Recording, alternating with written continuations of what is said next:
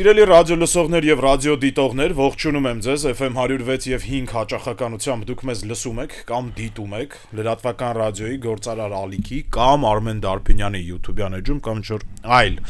թվային հարթակում մենք սկսում ենք Դարփինյանի ժամը երկրորդ խոսափողի մոտ ինչպես միշտ Դավիթ Խումարյանն է, առաջին խոսափողի մոտ պրոֆեսոր Արմեն Դարփինյանը։ Բարև ձեզ սիրելի բարեկամներ, բարև ձեզ սիրելի Դավիթ։ Տաղավարում երկու հայ մարդ նստած, մեկը հետևում է ֆուտբոլային իրադարձություններին, մյուսը այնքան էլ չէ, ես չեմ հետևում, բայց այն ինչ Թբիլիսիում տեղի ունեցավ Դինամո մարզադաշտում, տեսեք, նույնիսկ ես չհետևողս գիտեմ, որ մարզադաշտում է տեղի ունեցել։ Այդ իրադարձությունը մենք վրացիներին պարտվեցինք 6-1։ Դավիթ ջան, դա ոչ այնքան ֆուտբոլային իրադարձություն է, որովհետև ֆուտբոլը արդեն վաղուց թևակողել է մի ուրիշ մակարդակ, ուրիշ որակ եւ այն արդեն քաղաքականության բաղկացուցիչ մաս է։ Բոլոր երկրների համար դա արդեն բոլորն են ընդունում, որ ֆուտբոլի ազդեցությունը քաղաքականության վրա, ազգային հոգեկերտվածքի վրա, ազգային վերելքի կամ ազգային անկման վրա շատ մեծ է, շատ մեծ ազդեցություն ունի ֆուտբոլը եւ այդ իմաստով իհարկե մենք այստեղ Վրաստանում մեր պարտությունը պիտի ընկալենք ոչ միայն ֆուտբոլային իմաստով, ընդհանրապես մենք ձախողել ենք այդ ոլորտը, որը շատ կարևոր նշանակություն ունի երկրի ազգային վերելքի համար եւ նորից եմ կրկնում նաեւ ազգային անկման պատճառներից մեկը կարող է դառնալ։ Հա տեսեք մեր խնդիրն ինչումն է, ինչով ենք մենք տարբերվում Վրաստանից տվյալ պարագայում ֆուտբոլում, հա, ֆուտբոլը Վրաստանում զարգացել է այնպես, որ նրանք ստեղծել են ազգային թիմ։ Մենք ընտրել ենք լրիվ այլ գաղափարախոսություն, մենք ստեղծել ենք հավաքական։ Ես ուզում ձեզ հիշեցնել, որ հավաքական բառը դա ուղիղ թարգմանություն է ռուսերենից, սբորնա եւ գալիս է սովետական միության ժամանակներից, երբ սբորնա Սովետского Союза, սովետական միության հավաքական հայերը թարգմանեցին եւ այդպես էլ մնաց անունը հավաքական, բայց սովետական միության մեջ դա իմաստ ուներ, որտեղ տարբեր հանրապետություններից հավաքական ազգային թիմ չկար, ազգային թիմ չկար։ Հիմա մենք ստեղծել ենք հավաքական, գնացել ենք աշխարհի տարբեր ծայրերից փնտրել, որոշներին համոզել, խնդրել, որոշներին էլ հուշել ենք, որ լսիր, դու կարողապատայի հայ ես։ Այնքան Սելարայանին երևի երկար բացատրել են, թե իր ակունքները որտեղ են, ինքը մինչև հիմա էլ չի հասկանում հայ է թե ոչ։ Մեր լավագույն ֆուտբոլիստն է իդեպ հավաքական կոչվածի Արգենտինայի գյուղերից մեկում գտան։ Կարգին տղա է Լուկասը, բայց ճիշտ արեց, որ չեկավ այս անգամ, որովհետև այս խայտարակությանը մասնակցել երևի Լուկասի համար նույնպես պատվաբեր չէր լինի։ Ուրեմն մենք գնացինք աշխարհի տարբեր ծայրերից ինչ-որ մարդկանց հավաքել եւ հավաքական ստեղծել, այսպես ասած, եւ փորձում ենք հավակնել ինչ-որ մի աստիճանի, բայց ես ուրախ եմ, գիտեք, որ ձախողվեց այս տարբերակը։ Ինչու, որովհետեւ մի թիմ, որի աշխատանքային լեզուն հայերենը չի, ինձ համար չի կարող լինել ազգային թիմ։ Մենք ասենք դժվար է պատկերացնել, որ վրացիները իրար մեջ այլ լեզվով են խոսում, քան վրացական թիմի մասին եմ ես խոսում, հա։ Անգամ վրացի լրագրողները հարց ու պատասխանի ժամանակ հաստատ համոզված են, որ տիրապետում են անգլերենին, բայց հարցերը տալիս են մեր մարզչին վրացերեն, այլ ոչ թե անգլերեն, հա։ Այդ իսկ պատճառով իմ կարծիքով մենք պիտի գնանք նորից պիտի գնանք, նորից պիտի վերհիշենք լավագույն ժամանակները, երբ հիշում եք սովետի ժամանակ կար գոյություն էր կաշվե գնդակ, կոժենի միաչը։ Բակային առաջնություն էր, յուրաքանչյուր համայնք իր թիմը ուներ, պարտադիր պիտի ունենար։ Իհարկե պետական զորագույն օժանդակություն է հարկավոր այս ամեն ինչի համար։ Դա իմ կարծիքով տասնամյակի խնդիր է, իսկ եթե մենք այսօր սկսենք, մենք 10 տարվա եւ ճիշտ կառավարենք գործընթացը, կարող է 10 տարվա ընթացքում գանք ինչ-որ շոշափելի արդյունքների։ Բայց հենց հիմա սկսելուց հետո 10 տարի պիտի անցնի եւ բնական է, որ այս տարիների ընթացքում որևէ լուրջ ակնկալիք մեր թիմից չենք կարող ունենալ, ճիշտ ասած նաև ծիծաղելի էր այդ հետ խաղային ուրեմն ասուլիսի պես մի բան կազմակերպեցին ֆուտբոլի ֆեդերացիայի նախագահը, թիմի ավակը խոստացան, որ այսուհետ նման խայտառակ պարտություն չեն ունենա, նշանակում պարտություն կունենան, բայց ոչ նման խայտարակ։ Հոլանդացիներ մեղք անկեղծ ասած մեր մարզիչը, որը կոնտրակտը ստորագրելիս հաստատ չգիտեր ուր է ընկել, ուր է ընկնում, ինչ շրջապատ է ընկնելու եւ ինչ իրավիճակում է հայտնվելու։ Իմ կարծիքով ինքը բավական հարգված եւ հայտնի ֆուտբոլային աշխարհում հայտնի դեմք է, Վանցխիպը, եւ լավ ֆուտբոլիստ է եղել եւ լավ մարզիչ է եւ իմ կարծիքով իր կարիերայի ուրեմն եւ իր հեղինակության խիստ անկում կգրանցի։ Պաստորեն ինքն էլ 6-1 կրվեց, էլի, այսինքն 9-1 մեծ հաշվով, էլի։ Ինքը մեծ հաշվով եթե հրաժարական չտա հիմա, ինքը խայտարակ կլինի հետագայում, որովհետեւ այսինքն սրանով խաչ կքաշի իր ամբողջ հետագա կարիերայի վրա։ Իմ հորդորն է այդ հոլանդացի ուրեմն մասնակետին, որին ես հարգում եմ եւ որպես ֆուտբոլիստ եւ որպես մարզիչ, բայց տվյալ իրավիճակում իմ կարծիքով իր համար, իր անձնական կարիերայի հետագա շարունակման համար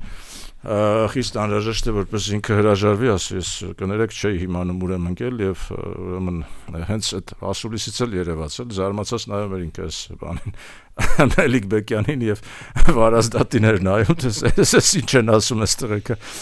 խոստանում են, որ ուրեմն խոշոր հաշվով այլևս չեն պարտվի։ Մի խոսքով, այս հայտարարությունից դուրս գալու համար բացարձակ ուրեմն վերաիմաստավորում է պետք մեր ֆուտբոլային կոնցեպտի։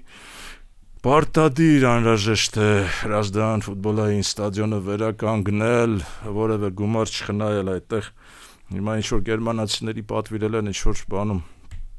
Ակադեմիական քաղաքում էլ են Թալինի ճանապարհին աշտարակից մի քիչ դուրս, ասենք, այնտեղ ինչ որ ստադիոն են գծում, մեր հրաշալի ճարտարապետները ստեղծել են հոյակերտ մի ստադիոն, Հրազդան կենտրոնական ստադիոնը, որը համաշխարհային կլասի ճարտարապետական կոթող է, հասկանում եք։ Հիմա դա թողած, հա, ինչ եք ուզում հիմա գծեք, ինչ պիտի գծեն գերմանացիները, ստանդարտ կառոպկաներ են գծում, դնում են ամբողջ աշխարհով մեկ։ Հրաշալի բան ունենք մենք եւ այդտեղ պետք է պետական միջոցները չխնայել եւ վերականգնել Հրազդան կենտրոնական ստադիոնը, մոռանալ գերմանացիներին եւ այդ կառոպկաները։ 1000 անգամ ասել ենք լսող չկա, ցավոք սրտի սա է պատճառը, լսող չկա, հենց հայտնվել ենք նման մի անդունդում եւ իհարկե ֆուտբոլի կառավարման ամբողջ համակարգը փոխել է պետք։ Ես կրկնում եմ, որ համայնք պիտի չլինի, որը չունենա ֆուտբոլային թիմ։ Բակ պիտի չլինի, որ չունենա ֆուտբոլային թիմ, որովհետև ամենամասսայական, ամենահետաքրքիր, ես կասեի, աշխարհում տարածված եւ ազգային արժանապատվությանը հարիր բանը սպորտաձև է, ես կարծում եմ, որ մենք այստեղ հսկայական անելիքներ ունենք, որևէ ակնկալիք պիտի չունենանք, ուրեմն ճիշտ կլինի 0-ից սկսենք եւ չհավաքնենք որևէ ինչ-որ բարձունքների, որովհետեւ դրան արժանի չենք։ Մի թիմ, որը նորից եմ կրկնում, չի խոսում հայերեն լեզվով, դա չի կարող անվանվել ազգային թիմ, եւ այդ հավաքական բառն էլ ես այդ մեր բոլոր այդ նրանց ովքեր մեկնաբանում են ֆուտբոլային հաղորդումները կամ ասենք լրագրողներին, որոնք նյութեր են պատրաստում, հավաքական բառը մի օգտագործեք, ստիպեք, որ ստեղծենք ազգային, որ պատասխանատուները ստեղծեն ազգային թիմ, Հայաստանի ազգային թիմ, որևէ լեզվում չկա այդ հավաքական բառը։ Բացի ռուսերենից։ Հիմա ռուսերենում են, դա նորից եմ կրկնում, դա սովետական միությունից մնացորդ է։ Հավաքական, եւ թե հավաքական եք ուզում ունենաք, այք ունենաք այն ինչ որ ունեք։ Ամբողջ աշխարհից կհավաքեք անկապ տղաների, որոնք գալիս են միայն մեկ նպատակով, իրենց շուկայական արժեքը բարձրացնելու ընդհանրապես։ Հավաքականում խաղացող ցանկացած մեկի արժեքը միանգամից բարձրանում է շուկայում։ Վերջ, սա է իրենց նպատակը, ոչ թե ազգային արժանապատվությունը, ոչ թե ազգային մոտիվացիան, չկա այնտեղ որևէ ազգային մոտիվացիա։ Պարոն Դարփինյան, մի հարց տամ։ Մենք խոսում ենք ֆուտբոլի մասին, դժգոհում ենք։ Կա արդյոք որևէ մի ոլորտ, որևէ մի ասպարեզ, որտեղ հաշիվը մեր ու վրացիների մեջ 6-1 չի ըստ ձեզ։ Այսօր գետնին։ Մի քիչ ես դժվար եմ ասել, ասենք, այո, կա, ինչու չկա։ Հիմա օրինակ կան այն ասպարեզները, որոնք կապ չունեն պետական կառավարման հետ, որոնք պետության հետ կապ չունեն, այո, օրինակ մեր IT ոլորտը, օրինակ ուրեմն ծրագրավորողների ոլորտը, հա, օրինակ Թումոյի պես կենտրոնը, որ մասնավոր կենտրոն է, այսպես ասած, եւ մենք կարող ենք իդեպ ես կուզեի դրա մասին խոսենք, այնուամենայնիվ մենք վրացիների հետ այդ ամբողջ ընթացքը երկու խաղերի եւ խաղերի շուրջ տիրող իրավիճակի վերաբերյալ կուզեի խոսել եւ այդ թվում նաեւ ինչով մենք կարող ենք օգտակար լինել վրացիներին, ինչով իրենք կարող են օգտակար լինել մեզ, օրինակ Վրաստանը ոչ միայն հրաշալի ֆուտբոլային թիմ ունի եւ ստեղծել է վերջին 10 տարիների ընթացքում է սա ստեղծվել, ոչ ավել, ոչ պակաս, ճիշտ կառավարման արդյունքում նրանք հրաշալի ռեգբի թիմ ունեն, հասկանում եք, ռեգբի թիմ ունեն համաշխարհային մակարդակի։ Հիմա մենք որ 0 ենք ռեգբիից, չէ՞, հիմա երևի թե կարելի էր որ վրացիները մեզ օգնեն նաև ռեգբի թիմում, ասենք մենք օգնենք իրենց մեր IT ոլորտի, ուրեմն ծրագրավորման, այդ թվում նաև ուսումնական ոլորտում այդ մոդուլները կարողանանք ուրեմն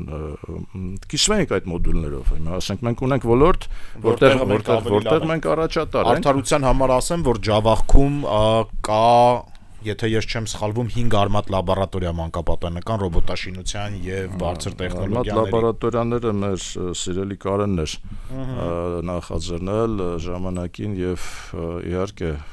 Ջավախքում կա, որովհետեւ հայաբնակ բան է, հայաբնակ ուրեմն տարածք է, որտեղ այո, մենք մաքսիմալ օժանդակություն պիտի ցուցաբերենք, բայց ես այստեղ հայ-վրացական հարաբերությունների տեսանկյունից եմ նայում հարցին։ Տեսեք, մենք շատ զարմացանք, շատերը զարմացան, հիմա որ մի քանի հազար վրացի եկել էր այստեղ դիտելու մեր խաղը, Հայաստան-Վրաստան խաղը, այդ վրացիները կարծես թե առաջ անգամ են եկել Հայաստան։ Եվ ընդհանրապես նրանք չեն գալիս Հայաստան։ Նրանց Հայաստանը հետաքրքիր չէ։ Ի տարբերություն մեզ, որ 100,000-ներով մենք գնում ենք ամառային ժամանակահատվածում, ուրեմն դեպի վրացական ծով, եւ 100,000-ավորներ հայեր, հա, այսինքն ի տարբերություն մեզ նրանք չեն գալիս։ Նրանց Հայաստանը հետաքրքիր չէ, մենք չենք կարողացել հետաքրքրել։ Ավելին ասեմ, մենք ունենք համատեղ պրոդուկտներ տուրիստական, որ ենթադրենք չինացիները, որոնք վխտում են ուղղակի Վրաստանում, ներողություն այդ բառիս համար, որպես տուրիստ, հա, միասնական մի պրոդուկտ ստեղծենք Վրաստան, Հայաստան, որ նրանք ովքեր գալիս են Վրաստան, մտնեն նաև Հայաստան, 2 օր անցկացնեն այնտեղ, նորից հետ գնային եւ այլ, այսինքն մենք սրանով փոխանակվենք եւ շահավետ լինենք մեկս մյուսի համար, հասկանում եք, մենք այսօր չենք ներկայացնում այդ հետաքրքրությունը վրացիների համար եւ դա երևաց այս մի քանի հազար վրացիների այցից երևաց, իրենք էլ են զարմացած, ուրախացել են, որ ասենց երկիր կա կողքը մարդիկ են ապրում են, նորմալ քաղաք է, կարծես թե լավ, ուրեմն մանեկան տեսան, զվարճացան, ուրախացան իրենց հաղթանակով, հա, 3-0 եկան, գրեցին, գնացին, հասկանում եք, այդ լրիվ, այսինքն հաճույք էր իրենց համար, բայց սա եւս ցույց է, որ մենք չենք կարողացել փող շահավետ համագործակցություն ստեղծել վրացիների հետ եւ սա շատ ցավալի է, որովհետեւ դա առաջնահերթության կարգով մենք պիտի կարողանանք անել եւ հետաքրքրություն ներկայացնենք, նորից եմ կրկնում, իրենք պիտի հասկանան ինչով ենք մենք իրենց օգտակար։ Սա շատ կարեւոր է, հետաքրքիր եւ օգտակար։ Եվ նման կերպ մենք կարողանանք երևի թե կանխել այն ոչ պատվավոր, ոչ պատվարժան, այսպես ասած, իրադարձություններ, որոնք Թբիլիսիում տեղի ունեցան խաղից հետո, երբ երկրպագուները, չգիտես ում կողմից կազմակերպված, հարձակվեցին մերոնց վրա եւ այդտեղ ոստիկանությունը նույնպես լավ չաշխատեց եւ այլն, այսինքն որպեսզի կանխենք նման իրավիճակները, տեսեք, այդ թվում նաև ուսանողական, ուրեմն փոխայցելություններ, համատեղ ուսանողական ծրագրեր, ուսանողների համար քվոտաներ, մեր ուսանողները սովորեն Թբիլիսի համալսարաններում, Թբիլիսից ուսանողները Վրաստանից սովորեն մեր համալսարաններում, այս փոխանակումը երիտասարդության շփումը իրար չեն ճանաչում, հասկանում եք, սովետական ուրեմն շրջանում մենք իրար շատ լավ ճանաչում ենք, ընկերություն ունենք, հարաբերվում ենք, ընդհանուր շահեր ունենք, ընդհանուր անեկդոտներ ենք հորինում եւ ուրախանում ենք իրար հետ, հասկանում եք, տարածք կար, որտեղ մենք շփման հնարավորություն ունենք։ Այսօր կարծես թե մեր հենց կողակից այրևաններն են, որոնց հետ մենք այդ շփման հնարավորությունը չունենք, չենք ստեղծում, չենք ակսելերացնում, չենք կարողանում դա իմաստավորել եւ հայտնվում ենք նման իրավիճակներում։ Այո, ոլորտներ կան, որտեղ մենք պարտավոր ենք սովորել վրացիներից, ոլորտներ կան, որտեղ մենք կարող ենք օգտակար լինել եւ օգտավետ լինել վրացիների համար եւ մենք սա պիտի անպայման օգտագործենք եւ շահագործենք։ Մենք օրինակ եւս բերեմ, մենք այդ սուպեր կոմպյուտերը համակարգիչը բերեցինք, մենք ունենք այսօր սուպեր կոմպյուտեր, որը ունի Վրաստանը։ Կարելի էր իրանց գիտնականներին էլ տալ, որ այո, որ աշխատի։ Ավելին, ես այն օրը իմացա, որ բավական ուրեմն զբաղված է, այսինքն լցված է, հագեցած է սուպեր կոմպյուտերի աշխատանքը։ Գիտնականները մեր եւ բիզնեսի առաջադեմ բիզնեսի ներկայացուցիչները օգտվում են դրանից։ Մենք կարող ենք առանձին ժամեր հատկացնել, հատուկ քվոտա հատկացնել վրացիների համար, որ օգտվեն, այսինքն դրանով օգտակար լինենք։ Հիմա ասում եք ոլորտներ կան, որտեղ մենք ավելի առաջ ենք, իհարկե կան։ Նորից եմ կրկնում ոլորտներ, որոնք կապ չունեն պետության հետ, պետական կառավարման հետ։ Բայց Վրաստանը ամեն դեպքում ավելի էֆեկտիվ պետություն է, պարոն Դարբինյան, ո՞նց եք կարծում։ Նորից նայած էֆեկտիվ կառավարման տեսանկյունից նորից տեսեք այնտեղ քաղաքական կառավարում է գնում ոչ թե պրոֆեսիոնալ նորից իրենք գնացին խորհրդարանական կառավարման տարբերակով այնտեղ նույնպես տուրու դմփոց է խորհրդարանում այնտեղ կա մի մեծահարուստ որը կառավարում է կառավարող այսպես ասած կուսակցությունը այդքան էլ տենց բարվոք վիճակ չի ասի որ բարվոք է բայց օրինակ ուրեմն հասարակական կարգի պահպանումը, պաշտպանությունը, ոստիկանությունը, ուժային ոլորտը բավական ուժեղ հզոր աշխատում է այնտեղ։ Մարդու իրավունքները ինչպես վերջերս մարդու իրավունքները սկսեցին իրենք ոտնահարել, չէ, ասենք այդ է ուզում։ Միտինգների բանի ժամանակ, չէ, այդպես չի որ իրենք շատ ավելի էֆեկտիվ են կան մերոնք։ Ավելի աշխարհ տեսած են, այսպես ասեմ, ավելի կիսվող են, ավելի լայնախոհ են միգուցե կան տվյալ պարագայում մեր կառավարիչները։ Կարող է մոտ են ավելի դրա համար, այսինքն ամեն դեպքում իրանց ընթացքը դե ծով ունեն, բան ունեն, տրանզիտային երկիր են հետո ամեն դեպքում, կենտրոն տարածաշրջան։ Այո, գումարած, որ արդեն մի քանի տարի, եթե չեմ սխալվում 5 թե 7 տարի արդեն իրենք ազատ ելումուտ ունեն Եվրոպական միություն առանց վիզաների եւ դա մեծ բան է, մեծ քայլ է։ Լոկոստերները իրանց մոտ ավելի շուտ են եկել, երիտասարդությունը ավելի շատ է գնում Եվրոպա։ Աշխարհ տեսնելու, կիսվելու, ճանաչելու, այդ ամեն ինչը շատ մեծ նշանակություն ունի։ Պրովինցիալիզմից դուրս գալու հասկանում եք հիմա մենք մենք շատ ավելի պրովինցիալ երկիր ենք քան Վրաստանը եւ որպես հասարակություն շատ ավելի պրովինցիալ ենք իմ կարծիքով քան վրացիները եւ իրենք շատ ավելի ազգայնական են իմ կարծիքով իրենց մեծամասնության մեջ քան մենք Հիմա այստեղ մենք սովորելու բան ունենք բայց նաեւ կիսվելու բան ունենք տալու բան ունենք սա եմ ուզում ես անպայման ընդգծել եւ փորձենք այս երկու հանդիպումների դրական, այսպես ասած, ինֆորմացիան օգտագործենք մեր հետագա աշխատանքներում վրացիների հետ։ Մենք պիտի շատ ավելի ակտիվ աշխատենք, շատ ավելի մտածենք եւ իրագործենք համատեղ հետաքրքրություն ներկայացնող ծրագրեր։ Հիմա մարտի 24-ն է, այսօր մարտի 20-ին աշխարհը տոնում էր համաշխարհային երջանկության օրը, այսպես ասած, Օքսֆորդի համալսարանում կա մի կենտրոն, որը Գելափի հետ միասին, նաև ՄԱԿ-ի որոշակի կառույցների հետ համատեղ ամեն տարի հրապարակում են երջանկության ինդեքսը, որ երկրների ժողովուրդներն են իրենց համարում առավել երջանիկ եւ որոնք են ուրեմն ոչ երջանիկ երկրները մենք այդ ցանկում գտնվում ենք մեջտեղում 87-րդ տեղերում ենք այդ մոտ 140 երկրից 147 եթե չեմ սխալվում մենք 80-րդ տեղն ենք ստաբիլ 81 85 այդպես ամեն տարի ինչ որ մի տեղ են գրավում Ինչը ինձ հետաքրքրեց, որ Իսրայելը, որը տեսեք գտնվում է ongoing, հա, այսինքն ընթացող պատերազմի մեջ է գտնվում Իսրայելը։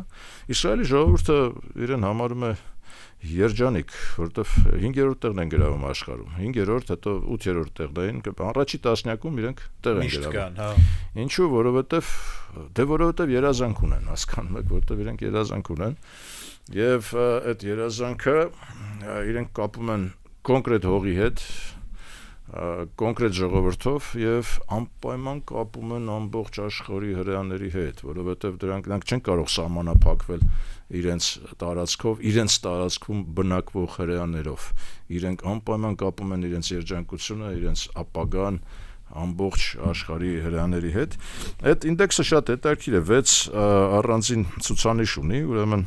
այդ առանձին ցուցանիշները որոնք են, ասենք ազգային պրոդուկտը մեկ շնչին ընկնող, անպայման սոցիալական համերաշխության իրավիճակը ինչպիսին է, այսինքն մարդիկ իրար նկատմամբ որպես թշնամի են տրամադրված, այսպես ասած, թե որպես բարեկամ, անպայման կյանքի տևողությունն է հաշվի առնվում, առողջ կյանքի, այսինքն թե մարդը հիվանդ ապրում է, դա չի համարվում, դա առողջ կյանքի տևողությունը, կենսունակ կյանքի տևողությունը, անպայման, ուրեմն շատ հետաքրքիր բան կա, ցուցիչ կա, ազնվաբարո վեհ դրսևորումները այդ սոցիումում ինչքանով են, այսինքն ազգային, հանրային նշանակություն ունեցող ազնվաբարո դրսևորումները տարվա ընթացքում ինչքան են եղել, որոնք որ հասարակական նշանակություն ունեն, շատ հետաքրքիր է, անպայման ազատության աստիճանը եւ խոսքի ազատությունը եւ ուրեմն մնացած բոլոր մարդու ազատությունները եւ կոռուպցիոն իրավիճակը երկրում ինչքանով է զարգացած, ինչքանով ոչ եւ այլն։ Դե հիմա յուրաքանչյուրս կարող ենք դատել, հա, թե այս մեր ցուցանիշներով մենք որտեղ ենք, ասենք, ազգային պրոդուկտով մենք էլի,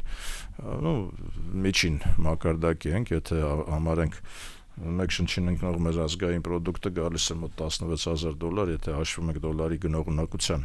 ցուցիչով, դա միջին ցուցանիշ է, ասենք չհամարենք Լյուքսեմբուրգում, եթե չեմ սխալվում, $140,000 է, բայց դա ասենք բարգավաճ երկրները 70-80 այդպես $1,000 ունեն մեկ շնչին ընկնող, մերը 16 է, հիմա համարենք, որ ինչ-որ չափով լավ է, ինչ-որ չափով վատ է, այսինքն աճելու տեղ ունենք բնականաբար, եթե վերցնենք մեր սոցիալական համերաշխությունը,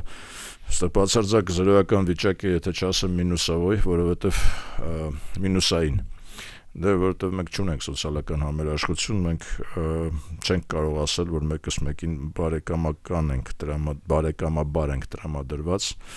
ազատության աստիճանները վատ չեն, կարծես թե կարելի է համարել միջին, միգուցե միջինից էլ մի քիչ բարձր հաշվի։ Երևի մի փոքր բարձր, պարոն Դարչինյան, անգամ էլ ես պաշտպանեմ մեզ, էլի։ Ազատության աստիճանը կարող ենք համարել, որ բարձր է։ Ազնվաբարո դրսևորումները ես չեմ հիշում, որ վերջին տարի ընթացքում, ասենք 1-2 հանրային նշանակություն ունեցող ազնվաբարո գործողություն ենք ունեցել, կամ անձի կողմից, կամ հասարակության կողմից։ Կոռուպցիոն մակարդակը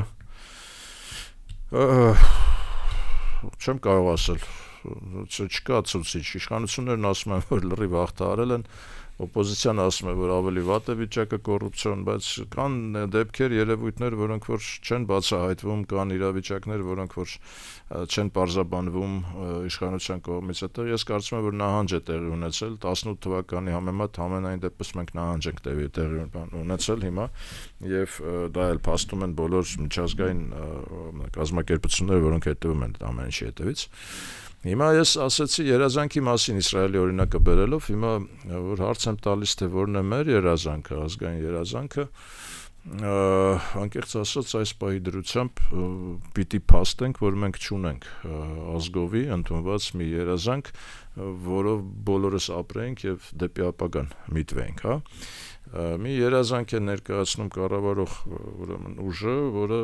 ընդամենը կուշտ փորի մասին է։ Իմ համար անհասկանալի երազանք է։ Հեսա փորձում եմ ֆիքսեմ ինչ են այս մարտիկ առաջարկում, այսինքն այլ ընտրանքը։ Ասում ասենք կուշտ լինենք, սոված չլինենք, ասենք ուտել խմելը տեղը լինի, սահմանափակ տարածքում։ Բանակ չգնանք, ինչը էլի կարևոր է։ Չէ, դա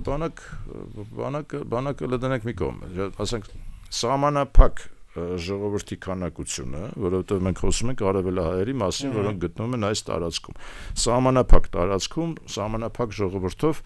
ուրեմն ունենանք, ասենք, սահմանափակ քանակությամբ արևելահայերով լավ ապրենք, այսպես ասեմ, հա։ Հիմա սա չի կարող լինել ազգային երազանք, մեկ, երկրորդը անգամ եթե մենք ենթադրենք, որ այս 3 միլիոն մարդով մենք երազում ենք լավ ապրել այս տարածքում, մեզ չեն թողնելու, որ մենք լավ ապրենք։ Դա անհնար է, որ մենք լավ ապրենք, որովհետև մենք հին ժողովուրդ ենք, հին ազգ ենք, հին ազգերից ասեմ ձեզ, որ գրեթե որևէ մի հին ազգ պետություն չունի կամ ուժեղ պետություն չունի։ պետություն ունեն եւ ուժեղանում են նոր ազգերը, հասկանում եք, ցավոք սրտի սա ցավով եմ ասում, եթե մեզ որպես հինասկ չեն թողնելու, որ մենք այս 3 միլիոնով ապրենք եւ բարգավաճենք, դա հնարավոր չի, ուղղակի հնարավոր չի եւ ձախողելու ենք մենք այդ նպատակը, ուրեմն մենք որպեսզի կարողանանք այնուամենայնիվ մեր խնդիրները լուծել, մեզ անպայման ուժային գործոն է պետք այստեղ։ Մենք պիտի մեզանից ուժ ներկայացնենք։ Եթե չենք ներկայացնում այդ ուժը, մեզ չեն թողնելու, որ մենք լավ ապրենք, այդտեղ պատրանքներ պետք չէ ունենալ։ Հիմա ինչ է նշանակում ուժ ունենալ։ Մենք անպայման պիտի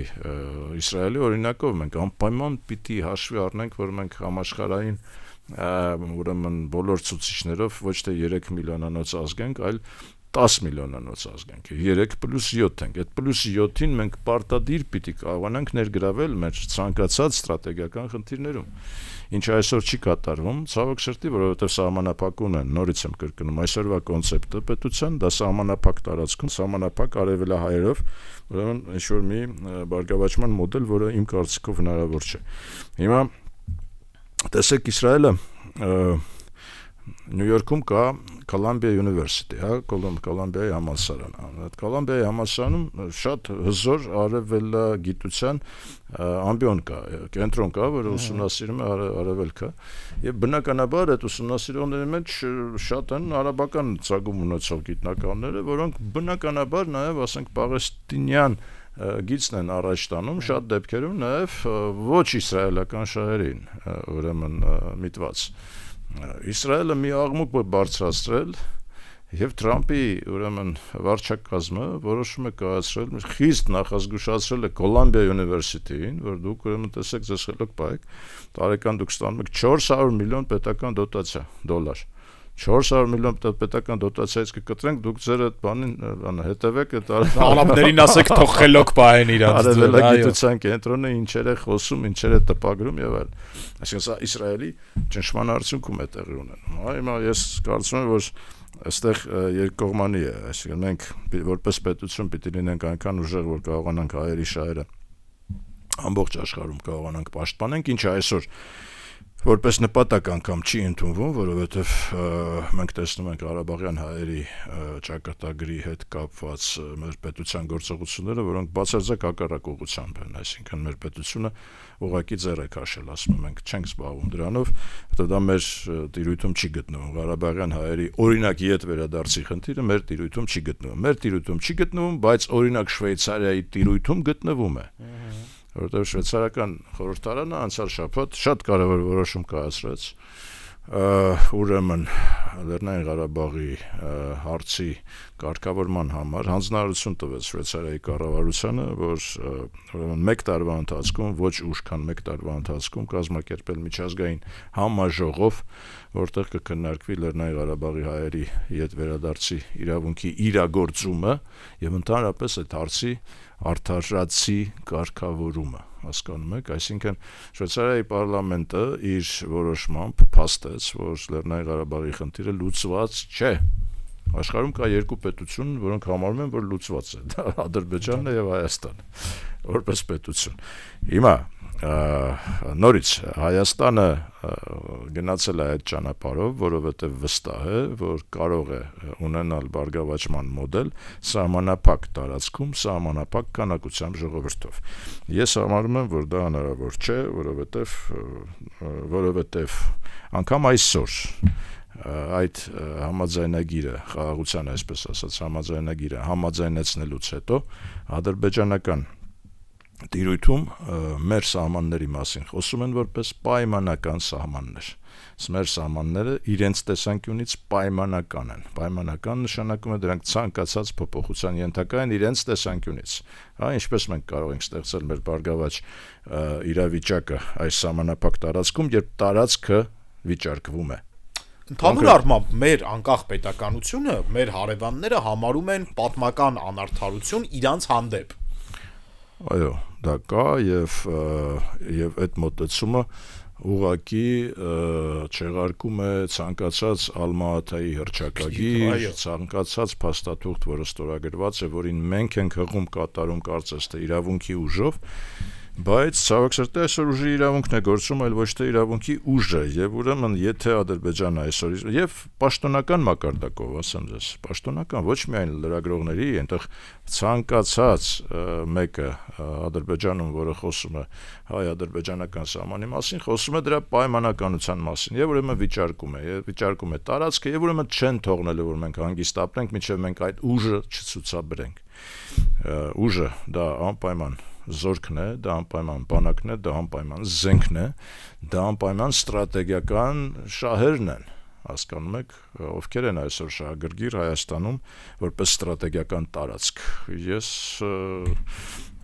կարծում եմ, որ մեր առաջնային խնդիրներից մեկն էլ հենց նա է, որ մենք այդ շահագրգիռ կողմերին փորձենք շահագրգռել եւ բերել, որովհետեւ նրանք պիտի նույնպես օժանդակեն մեր անկախությանը եւ ազատ ինքնորոշմանը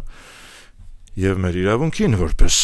ազգ ունենալ ազգային պետություն։ Հիմա Շվեյցարիայի խորհրդարանը վիճարկեց, նորից մենք վերադառնանք անցյալ անգամ խոսում ենք Մինսկի խմբի հնարավոր լուծարումից, Շվեյցարիայի խորհրդարանի միայն այս որոշումը արդեն բավարար է, որ Մինսկի խումբը չլուծարվի։ Այսինքն կոնֆլիկտը լուծված չէ, սա փաստագրվում է առնվազն Ֆրանսիայի խորհրդարանի կողմից, Նիդերլանդների խորհրդարանի կողմից եւ Շվեյցարիայի խորհրդարանի այս քայլով։ Շվեյցարիան որպես նեյտրալ երկիր, որը շատ դեպքերում եւ շատ իրավիճակներում հանդես է եկել որպես միջնորդ կոնֆլիկտների կառավարման տեսանկյունից, հիմա նույնպես առաջարկում է իր միջնորդի դերը։ Ես նկատեցի նրանց արտգործ նախարարը Կասիսը, ուրեմն նա ասաց, չնայած այս երկու երկրները մենք դիմում ենք որպես միջնորդ, որպեսզի ծառայենք իրենց, ուրեմն որպես միջնորդ, իրենք հրաժարվում են մեր միջնորդային ֆունկցիաներից, բայց մենք ունենք ուրեմն Շվեյցարիայի պարլամենտի որոշումը, որով պարտավոր ենք իրականացնել հավաքել այդ ուրեմն համաժողովը։ Համաժողովը կայանալու է հիմա։ Ես կհորդորեի ուղղակի որպեսզի մեր պետությունը այդ համաժողովին ըստ արժանվույն ներկայանար եւ պաշտպաներ Լեռնային Ղարաբաղի հայերի իրավունքները տվյալ դեպքում։ Հիմա երկու այլ միջոցառման մասին ուզում եմ ասել, ես մասնակցեցի անցյալ շաբաթ գործարարների հետ մի հանդիպման, որտեղ դասախոսություն կարդացի իրենց համար։ Մեր 34 տարվա ձախողումների պատմությունն էր, շատ հետաքրքիր էր իրենց համար։ Գիտեք, ես ուրախացա ուրեմն երկու բանից։ Նախ մենք ունենք երիտասարդ գործարարների արդեն կայացած համայնք, հանրույթ, որը մենք չունենք 20 տարի առաջ, հիմա մենք ունենք։ Երբ ասում եմ երիտասարդ, ես ասում եմ մինչև 50 տարեկան տղաների աղջիկների կապ չունի, հա։ Այսինքն սա մենք չունենք, սա նոր սերունդ է, որոնք պետական աջակցություն չեն ունեցել, օլիգարխիկ որևէ կապեր չեն ունեցել, ուրեմն իրենց խելքով, շնորհքով, իրենց աշխատասիրությամբ, հնարավորություններով, կապերով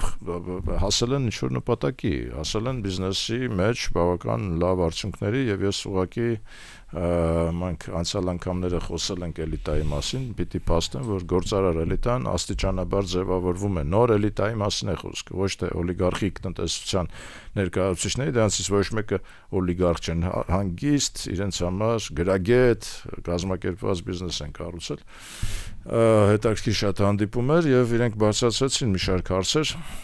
նորից անդրադառնալով հայ-վրացական սահմանին եւ իրավիճակին, տեսեք, բացահայտվեց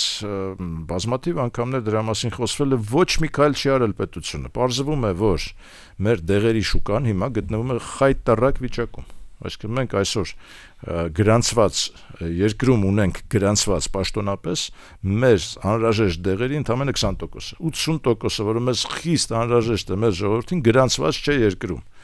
Այդ 80%-ը գալիս է երկիր զարթուղի ճանապարհներով, տակից են վաճառում, հասկանում եք մեր տոտալ կոռուպցիոն ռիսկ է։ Բացարձակ կոռուպցիոն, բացարձակ։ Ըստ որում սրա մասին խոսվում է, բարձրաձայնվում է, ամիսներ շարունակ, տարիներ շարունակ, որևէ լուծում չի ստացվում։ Հիմա ով է դրա պատասխանատուն։ Եթե դա նախարարություն ունենք, գործակալություն ունենք դեղերի, հասկանում եք, հիմա խայտառակ վիճակ է, հայ-վրացական սահմանից դուրս ես գալիս Սադախլո, տեղատների ուրեմն առատություն է տեսնում։ Հայերը գնում են Սադախլոյից, անցնում են վրացական սահմանը, որ դեղ առնեն հետ կան։ Դա խայտարակություն չի, խայտարակությունն է, չէ։ Հիմա ինչից է գալիս այս վիճակը, դիլետանտիզմից, կառավարող ուրեմն օղակներում հայտնվել են մարդիկ, ովքեր գործից բան չեն հասկանում։ Հիմա ասում են կոռուպցիան քիչ է, գիտեք ինչ, կոռուպցիան շատ դեպքերում հիմա միգուցե մի բան ասեմ, որ հայտնվեմ ինչ-որ բանի տակ, ուրեմն շատ դեպքերում կոռուպցիան նաև նպաստում է հարցերի լուծմանը։ Ամեն դեպքում ֆիքսենք, որ կոռուպցիան աշխատող մեխանիզմ է։ Ինչ որ մեխանիզմ է, հարց լուծելու մեխանիզմ։ Հիմա ենթադրենք, այս ոլորտում կոռուպցիա չկա, բայց հարցը չի լուծվում։ Ժողովուրդը խայտարակ վիճակում է, հասկանում եք, դեղ առնելու համար։ Նախ տասնապատիկ անգամ թանկ ենք առնում, վճարում այդ դեղերի համար, քան պիտի վճարենք։ Երկրորդը դեղերը, որոնք գրանցված են, ասենք, եվրոպական համայնքում, Միացյալ Նահանգներում, Կանադայում, Ավստրալիայում, դրանք պիտի ավտոմատ կերպով գրանցվեն Հայաստանում, հասկանում եք, որևէ բյուրոկրատական, ուրեմն անցուդարձը ուղղակի անհանդուրժելի է, 80% դեղերի, մեզ անհրաժեշտ դեղերի գրանցված չէ երկրում։ Այսինքն նենց չէ՞ էլի, որ հայկական ինչ-որ լաբորատորիա, ինչ-որ խնդրեմ կգտնի դեղի մեջ, որը ամերիկյան եւ եվրոպական լաբորատորիաները չեն կարող գտնել։ Դրամաբանական է, եթե նրանք հաստատել են, ստեղ էլ կարելի է ավտոմատ հաստատել այդ տեղերը։ Դավիթ ջան, ես չգիտեմ դու օգտվում ես թե չէ, ուրեմն մեր տեղատների ծառայություններից, ես օգտվում եմ, ես արդեն 60 տարեկան եմ, ինձ որոշակի դեղեր են հարկավոր։ Եվ եթե ինձ հարկավոր է, ասենք 10 դեղը, 10-ից 8-ը, ուրեմն Հայաստանում գրանցված չէ։ Բայց ես գնում եմ այդ դեղերը, հասկանում եք, որովհետև զարթուղի ճանապարհներով գալիս են եւ չգրանցվելով եւ վճարում եմ դրա համար, ասենք տասնապատիկ անգամ տանք։ Հա, խայտարակ վիճակ։ Եվ երկրորդ հանդիպումը ես ուսանողների հետ հանդիպեցի, leadership school, այսպես ասած, լիդերների է պատրաստում։ Շատ հետաքրքիր արձանագրում տեղի ունեցավ, ուրեմն առաջնորդ կարելի է լինել նաև չծկտելով, ինչպես ասած, ինչ որ համայնք կառավարել։ Եթե դու ծնող ես, դու արդեն առաջնորդ ես, մեկ, որտեղ ծնող ես, դու անպայման քո երեխայի համար անպայման դու առաջնորդ ես, եւ երկրորդ, եթե դու ստեղծագործող ես, արդեն առաջնորդ ես, որտեղ ստեղծում ես մի բան, որը աշխարհում գոյություն չունի։ Ուրեմն իսկ ճիշտ հասարակություններում պետք չէ միայն ձգտել առաջնորդ դառնալ, օրինապաշտ, օրինավոր քաղաքացի եղեք, կատարեք ձեր քաղաքացիական ֆունկցիան, պետք չի որ բոլորը ձգտեք առաջնորդ դառնալ։ Դա լավ բանի չի բերում, որտեղ ասում են 3 միլիոն վարչապետ, մեզ պետք չի 3 միլիոն վարչապետ, մեզ պետք է մի վարչապետ, մեկը նորմալ, 2 միլիոն 999,999 հոգի պետք է օրինապաշտ քաղաքացի լինեն, հասկանում եք։ Սա է։ Սիրելի ռադիո լսողներ, Դարբինյանի ժամն եք լսում, ինչպես միշտ Դավիթ Խումարյանն էր երկրորդ խոսափողի մոտ, հաղորդման հեղինակ պրոֆեսոր Արմեն Դարբինյանը առաջին խոսափողի մոտ, ֆիքսենք, որ մեզ ընդամենը մի վարչապետ է պետք, ու մենք կհանդիպենք հաջորդ շաբաթ այսօր այսքանը։